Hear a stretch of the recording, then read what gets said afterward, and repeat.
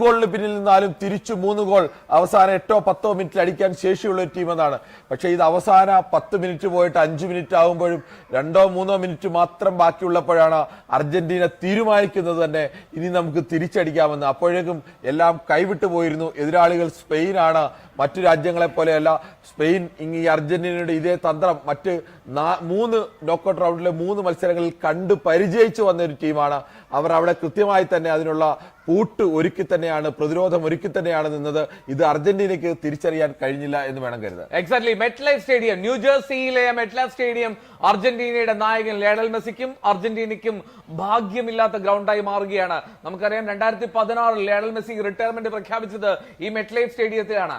ആ മെറ്റ്ലൈഫ് സ്റ്റേഡിയത്തിൽ അന്ന് കണ്ണീർ പൊഴിച്ചു നിന്ന ലയണൽ മെസ്സിക്ക് പിന്നീട് ഒരു തിരിച്ചുവരവുണ്ടായി. അത് ലോക ഫുട്ബോളിന്റെ അമരത്തേക്കായിരുന്നു എന്നുള്ളത് ശരി തന്നെയാണ്. പക്ഷേ അതേ മെറ്റ്ലൈഫ് സ്റ്റേഡിയത്തിൽ മറ്റൊരു ഫൈനൽ കൂടി അർജന്റീനയും ലയണൽ മെസ്സിയും പരാജയപ്പെടുന്നു. ലയണൽ മെസ്സിക്ക് ഇത് മോശം മണ്ണായി തീരുകയാണ്. ന്യൂജേഴ്സി അവിടെ ഫുട്ബോളിന്റെ അദ്ദേഹത്തിന്റെ പ്രിയപ്പെട്ട ക്ലബിൽ നിൽക്കുന്ന അമേരിക്കയിൽ പക്ഷേ ലോക കിരീടം ഉയർത്താൻ ലയണൽ മെസ്സിക്ക് കഴിയാതെ പോവുകയാണ്. ലയണൽ മെസ്സിയുടെ കണ്ണീർ ഒരിക്കൽ കൂടി വീഴും ആ മെറ്റ്ലൈഫ് സ്റ്റേഡിയത്തിൽ എന്നുള്ളത് തർക്കമില്ലാത്ത കാര്യം. കാരണം അന്ന് കോപ്പ അമേരിക്ക സെന്റിനറി ഫൈനലായിരുന്നു എങ്കിൽ ഇന്നിതാ ലോകകപ്പിന്റെ ഫൈനലിൽ Argentina Lionel Messi goal score ചെയ്യാൻ കഴിയാതെ ലോകകപ്പിന്റെ നിലവിലെ ചാമ്പ്യന്മാർ ആ കിരീടം എതിർ ടീമായിട്ടുള്ള സ്പാനിഷ് ടീമിന് വെച്ച് കൈമാറുകയാണ്.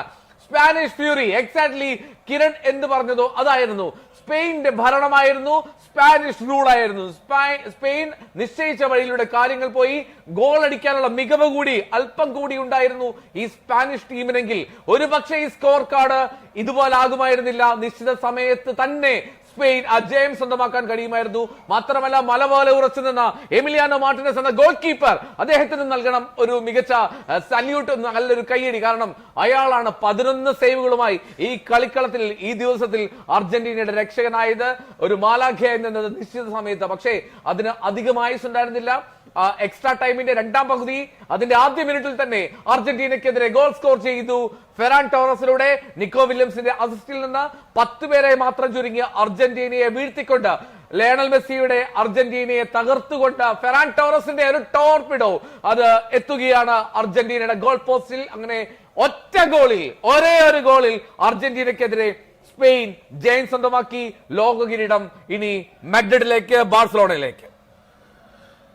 അർജന്റീനയെ സംബന്ധിച്ച് യഥാർത്ഥത്തിൽ തുടക്കത്തിലൊക്കെ ആളുകൾ ഈ അർജന്റീന ഫൈനലിൽ എത്തുമോ എന്ന് വലിയ സംശയമുണ്ടായിരുന്നു. പക്ഷേ കളി മുന്നോട്ട് പോകുന്നതോറും അർജന്റീന ആരാധകർക്ക് പ്രതീക്ഷയായിരുന്നു. അവർക്ക് എന്തും സാധ്യമാകുമെന്നൊരു പ്രതീക്ഷയിലേക്ക് അവർ കൊണ്ടുവന്നു.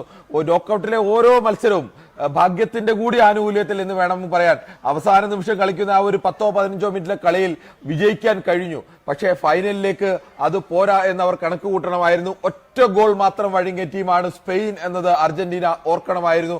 ആ ഒറ്റ ഗോൾ മാത്രം വഴങ്ങിയ സ്പെയിനിലേക്ക്, അവരുടെ ഗോൾ മുഖത്തേക്ക് എത്രയെങ്കിലും തവണ ഒരു ഗോൾ ശ്രമമെങ്കിലും നടത്തേണ്ടതായിരുന്നു. പക്ഷെ ആദ്യ പകുതിയിൽ ഒരു ഗോൾ ശ്രമം നടത്താനുള്ള ഒരു ആവേശം അല്ലെങ്കിൽ അതിനുള്ള ശ്രമം അതുപോലും അർജന്റീന നടത്തിയില്ല.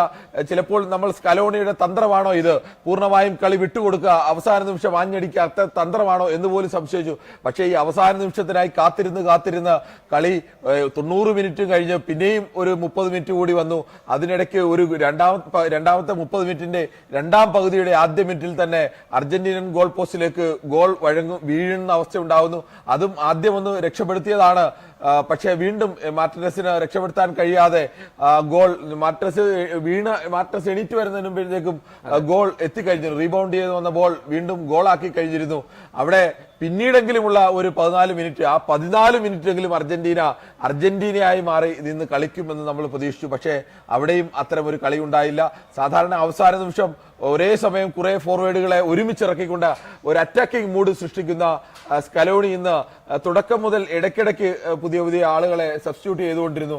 അവിടെ ഒരു അറ്റാക്കിംഗ് മൂഡ് ഉണ്ടാക്കാൻ വേണ്ടി ഒരേ സമയം കുറേയേറെ കളിക്കാരെ ഒരുമിച്ചിറക്കുക, അത്തരം ഒരു തന്ത്രം പോലും ഇന്നുണ്ടായില്ല. ഇതുവരെ എന്തായാലും സെമി ഫൈനൽ വരെ അർജന്റീന കളിച്ച കളി ആയിരുന്നില്ല ഈ ഫൈനലിൽ അർജന്റീന കളിച്ചത്. അവർ അതിനുവേണ്ടി ഫൈനൽ